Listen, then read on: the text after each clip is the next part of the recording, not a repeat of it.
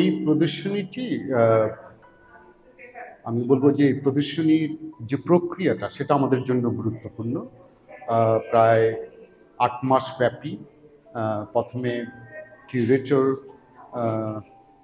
পারশা বা সানজিদ আহমেদ পারশা তিনি যে প্রস্তাবনা এবং যে প্রদর্শনীটি করাটার যে স্ট্রাকচার নিয়ে আসলেন সেটা আমাদের জন্য গুরুত্বপূর্ণ। তো এটা একটা ওপেন কল এর মাধ্যমে দেশ বিদেশের কিছু শিল্পী এটার সাথে সংযুক্ত হন এবং এই প্রদর্শনীটার আগে প্রদর্শনীটির বিষয় নিয়ে যে ডিসকাশন এবং বিভিন্ন আর্টিস্টের কাজ এর মাধ্যমে যে শিল্পীরা এটার মধ্যে অংশগ্রহণ তারা নিজেদেরকে সমৃদ্ধ করেন এবং তারপর তারা তাদের প্রজেক্ট তৈরি করে এবং সেটা নিয়েও আবার আমাদের মধ্যে এক ধরনের আলোচনার মাধ্যমে আজকে আমরা এই প্রদর্শনীটি দেখছি এখানে।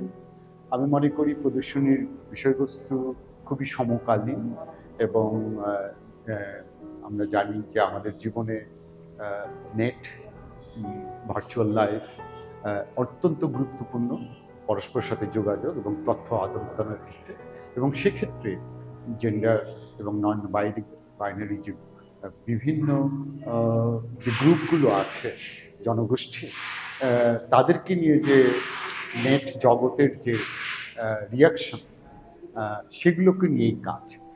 প্রদর্শনীটি এখানে শুধুমাত্র প্রফেশনাল একাডেমিক শিল্পী নন, এর বাইরেও আছেন যারা এই প্রদর্শনীতে অংশগ্রহণ করেছেন।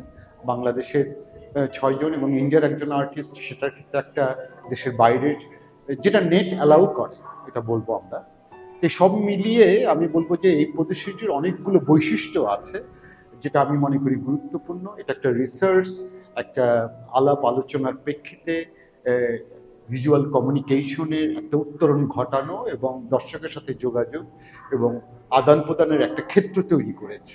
তো সেক্ষেত্রে আমি বলবো যে প্রদর্শনীটি সাকসেসফুল এবং আমরা খুব খুশি প্রদর্শনীটি এখানে উপস্থাপনা করতে পেরে।